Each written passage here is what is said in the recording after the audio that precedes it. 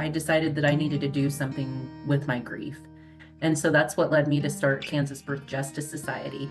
We saw pretty immediately how the two issues are intertwined. Food insecurity, affecting over 300,000 Kansas residents, is deeply tied to health and future decisions. This crisis intersects with reproductive justice, the right to have or not to have children and to parent safely. In Kansas, where restrictive policies and geographic barriers limit healthcare, food insecurity worsens health disparities, particularly for families and pregnant individuals. I decided to highlight advocates who address these challenges to show how food insecurity and reproductive justice connect. Sapphire Garcia, the founder of the Kansas Birth Justice Society, shared her advocacy efforts to improve food access and healthcare, pushing for meaningful change in her community.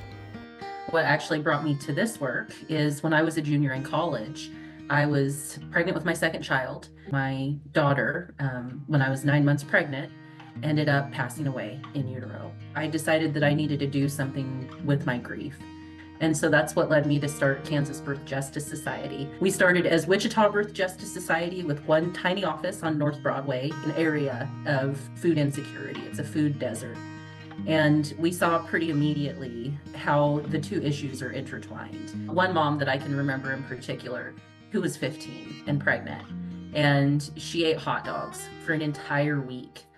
To find out more about how food insecurity can physiologically impact individuals during their reproductive years, I spoke with Dr. Kathleen Haas, a registered dietitian and professor at the K-State Department of Food, Nutrition, Dietetics, and Health.